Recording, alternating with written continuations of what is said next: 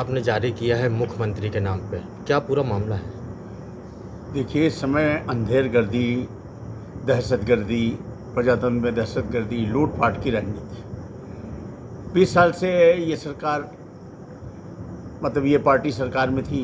शिवराज जी मुख्यमंत्री थे।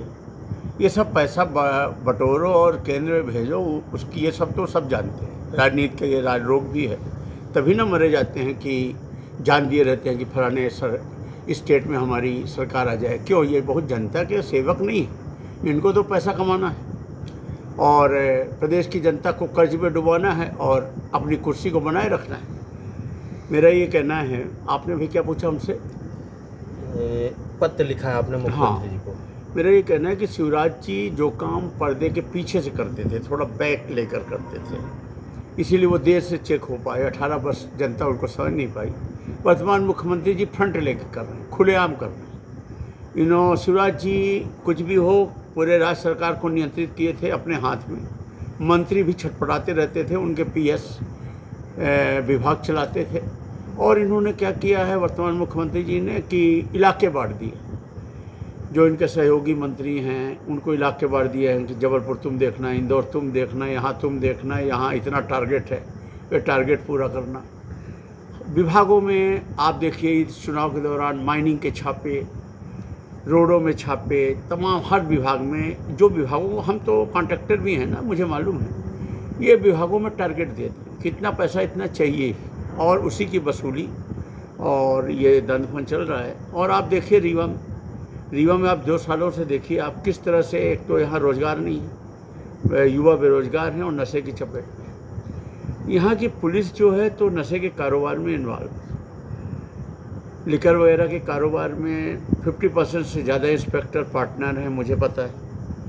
उनका खुद का पैसा लगा होता है। दूसरा एक खतरनाक ये है कि यहाँ मैं तो कहता हूँ राज्य सरकार से कि जैसे आपने लिकर को आबकारी ठेके में दे रखा, आप कोरेस को भी दे दो।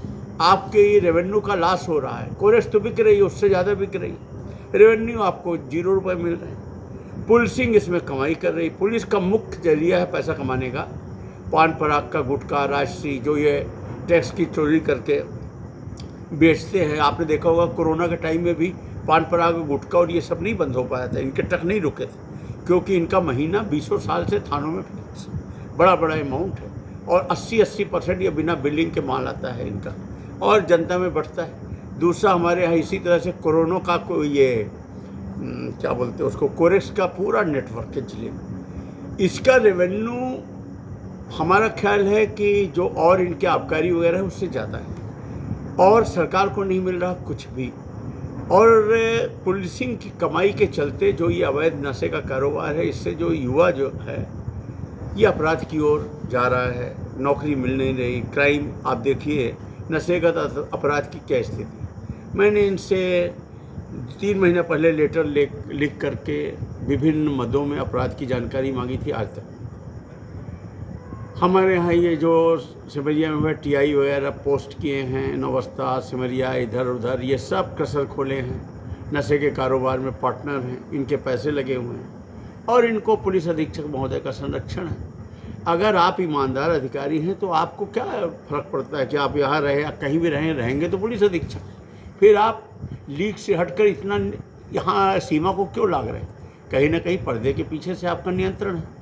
सब चीज़ें आके आप तक पहुँचती हैं, आप तक आके रुकती हैं, तभी तो आप किसी बात को नहीं मानते। और जो राजनेताओं के दबाव में हो तो आप क्यों हो? आखिर कहीं ना कहीं आपका कुछ ना कुछ लाभ है। मैंने इनको फ़ोन किया था कि आदिवासियों से सगरा थाने में इतना पैसा मांग रहे हैं, उस गरीब के पास नहीं है। 2-3 हज़ार उसने हमसे खुद ही कहा कि साहब 2-3 हज़ार रुपये हैं, मैं दूर आदमी हूँ। तो हमने इनको फ़ोन लगाया 10:30 बजे को, 2-3 हज़ार में साहब करा दीजिए।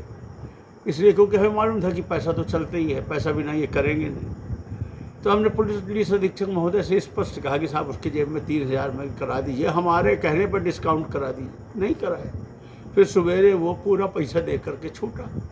तो मैंने वही पत्र लिखा कि कम से कम इतना डिस्काउंट दो, आदिवासी के लिए इतना आरक्षण तो रखिए।